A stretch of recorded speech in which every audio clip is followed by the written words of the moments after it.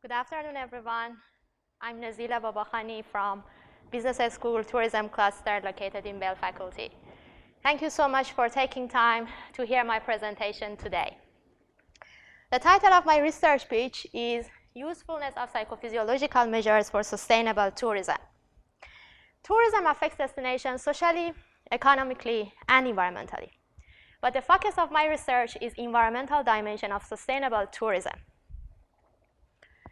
14% of greenhouse gas emission is because of tourist activities, and most of this emission is generated by transport, particularly air travel. Air travel requires considerable amount of fossil fuel which generate carbon and contribute to climate change. So the motivation of my research is how we can make tourists behave environmentally friendly. One example of such tourist environmentally sustainable behavior is carbon offsetting behavior, which means when tourists want to travel by air, they can purchase carbon offsetting by paying a small amount of money voluntarily to the airlines, and this money go to projects to support the environment. An example of such project could be tree planting, forest reforestation, and renewable energies. The good thing is that when tourists were asked about their attitude, they have positive attitude toward the environment.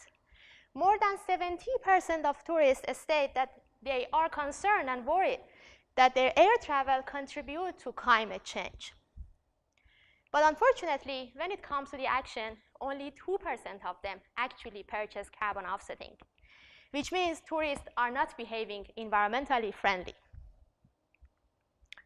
So the basic question of my research is what prevents tourists actually from behaving environmentally friendly?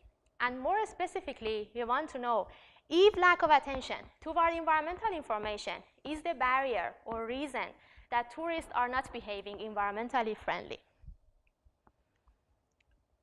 Juven and Dolnikar recently looked at measuring environmental behavior of tourists.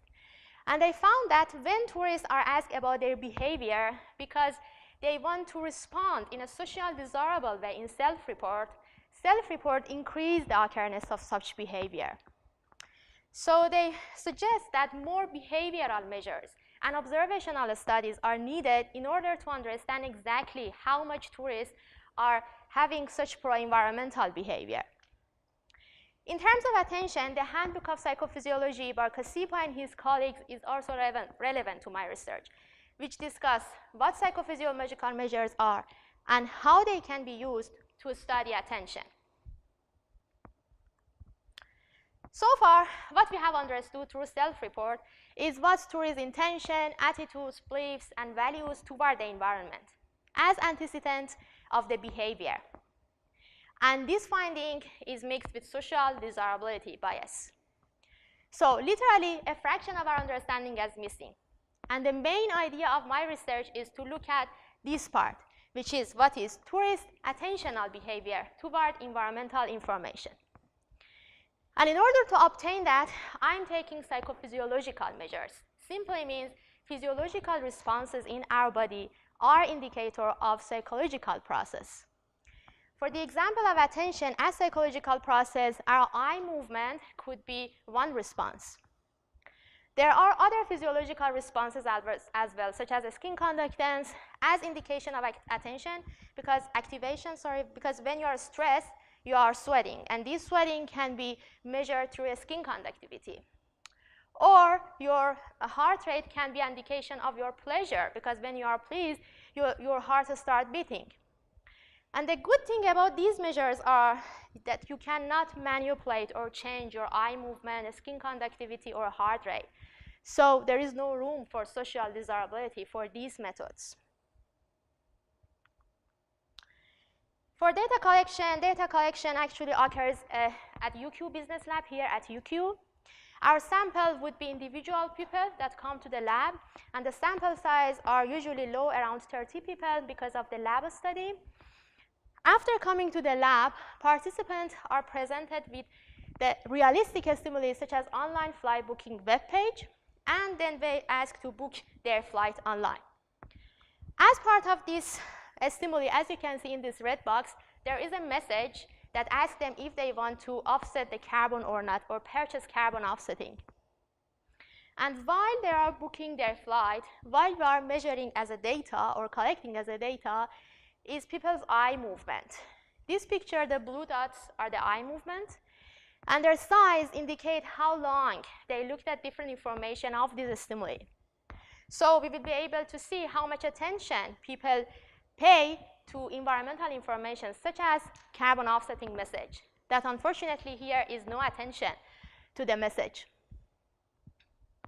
Also, this data would be complemented with other data, such as survey data and verbal protocol, in order to make interpretation of this data much easier. Hopefully, for collecting this data, we have the tools in the UQ Business Lab. For example, for collecting eye movement data, we have the eye tracking device at the lab that you can see in this picture. People can come and sit in front of the computer, and the eye movement can be collected. And for collecting other physiological data, also we have different data acquisition systems. As you can see here in the bottom picture, for collecting skin conductivity, we have the equipment for collecting this, and also for analyzing these physiological data, such as eye tracking or skin conductivity, we have the software for analyzing these data. So, psychophysiological measures are not new. They have been used in many contexts for long history. But what is new in my research is that I'm using this measure and these methods in sustainable tourism. So I'm able to understand certain aspects of behavior that 25 years of sustainable tourism research never understood, and it is attentional behavior. And this is the novelty of my research. So once we understand if attention is the problem or not, we will be able to design some interventions to increase the attention and therefore increase the environmental behavior of tourists. And explicitly, we will be able to increase carbon offsetting behavior or increase environmental alternative choices, such as when tourists want to book their accommodation, they can lead to choice or choose, certified accommodation. So theoretically, and in terms of literature, I'm introducing these measures to sustainable tourism context, and these could be complement self-report measures that usually it was to be used. And practically, once we understand certain aspects of behavior through these measures, we will be able to get some insight, and these insights can be used to develop some interventions to increase the tourist behavior with environmental consequences. For the details, I need to access to the lab in order to collect my data, definitely. In terms of risk, there is low risk of no result because I cannot investigate attention in any other way. So I have to use these measures and get some result. Also, in the last 25 years, nobody used these measures in sustainable tourism context. So the risk of competition is also low. And because sustainable tourism is an ongoing topic, it couldn't be obsolete. And finally, communicating the result of my study is also important. So I'm going to disseminate the result of my research through the A and A star level journals, such as Journal of Sustainable Tourism, which is relevant to my study. And thank you for listening, and good afternoon.